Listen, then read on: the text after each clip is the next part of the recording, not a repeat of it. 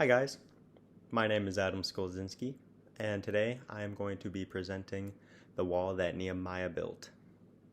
So, Nehemiah's wall, it's a huge artifact, and it's very important.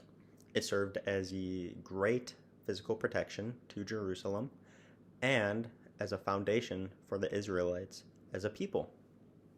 Not only did those things represent the wall, but the wall also represented social and economic well-being of the city. The walls were made to protect the city of Jerusalem, which was with defending those who tried to attack, or protecting the city just of the goods and the people that resided in it, or of any sort of outside animals that, just try to come in because they could harm the people or harm any of the goods that kind of came in the city. So, we see that is a good foundation for the Israelites because it was known that the people had read the laws of God and they also were understanding it as well. Nehemiah realized that the wall was needed and was called by God to bring it back. It was rebuilt around 445 BC, and it took 52 days to rebuild.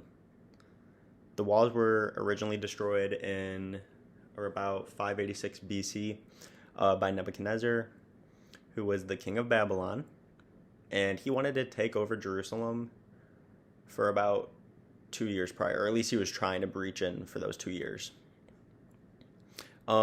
So first Nehemiah went to King Artaxerxes, and he needed to gain permission from him, which he did because he was called by God to go there, and he gave him that permission to go and rebuild the city.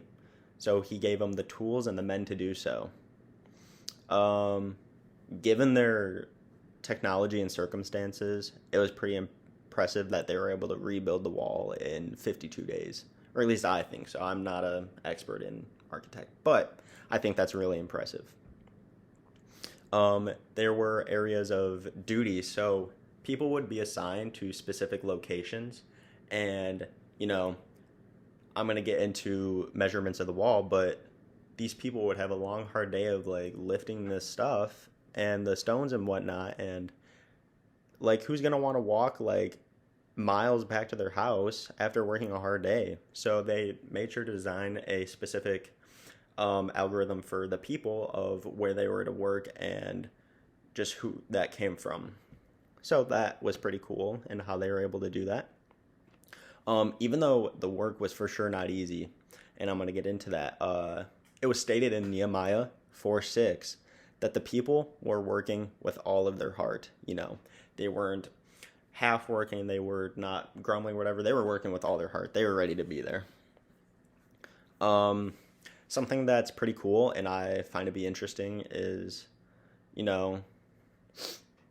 how the wall and the temple, itself, they are similar.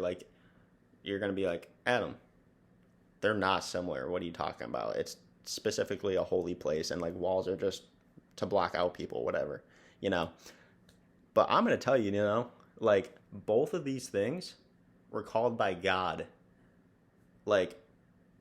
What are we to judge something if it was called by God? And so I think that was really great. And we can easily look past something like that. But that's super cool that, both of those serve a purpose to God through his plan to restore Israel. So, a little bit more about the measurements that go in behind the wall. It's about 2.5 miles long, which is crazy. That's why, like I stated earlier, with the men that were walking, how they assigned areas, that would be crazy if someone had to walk 2.5 miles just to get back to their house after lifting all these stones all day. And also, the height of this came to about 40 feet tall, and the width was about 8 feet wide. So that's pretty impressive too, given their circumstances and with their technology. Just knowing the ability that they had to do that, and these men went through these trials of building this, and they how much sweat they had to put into this. I don't know if you've ever worked on any sort of building or you guys watch stuff or laid bricks, any sort of that. But you know that it can become very tiresome and it gets repetitive. And it was known during this time that building a wall was not easy at all. It's very hard and it took up a lot of time. And it costed plenty just to be able to gather the materials itself. And those came at a great price. Um,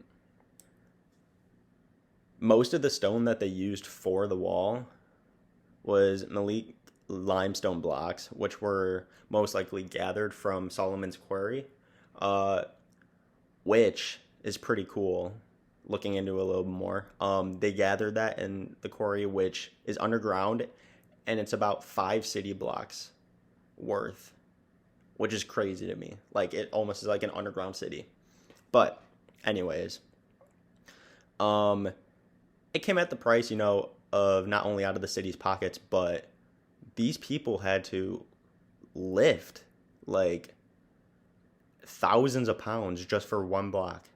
And, there wasn't for sure ways of how they really got it into its place, but that is just crazy. Like knowing that these men had to like transport it somehow, thousands of pounds. Like they don't have like all these crazy like vehicles that we have today to do that. And also, luckily for Nehemiah and the men that were constructing the rebuilding, not all the stone was brand new. So it came at a specific price, but it was not too much because they were able to take from the old ruins of the original building of the wall. So, in this, with ruins and whatnot, there was going to be faults. And in those faults, there are going to be gaps. And you can't just, if you ever own a city at some point, I hope you know that you can't have gaps in your walls. That's not good. So they took old stones and rocks and ruins and mortars and any sort of thing that they could put in those gaps, and they would put them right in there, and they would make sure that those form to the wall and that it would be sturdy and safe and it just like wouldn't let in anything. Along with the rebuilding of the wall,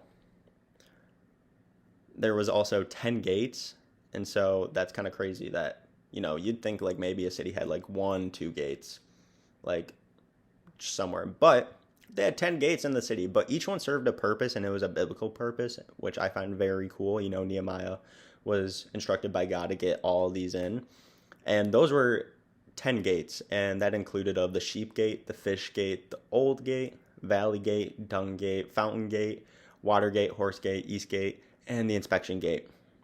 So each one served a purpose, like I said. So for example, real quick, just for one of them, the water gate, that's where most of the water flowed in and out of the city, which is how they got their water. So that's really amazing that a gate can serve a purpose like that, and that they don't have to travel miles just to grab water.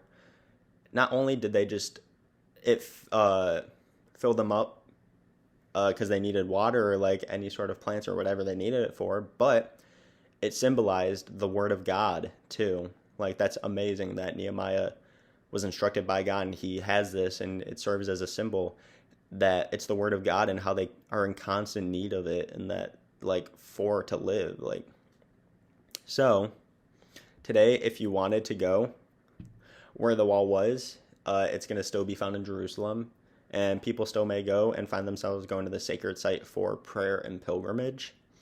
So that's pretty awesome that we have the ability to go to Jerusalem. I've never even been out of the country, but if you have the chance, I'd personally really want to go there. That is awesome to be able to go somewhere so old and just be able to see like how it looks today.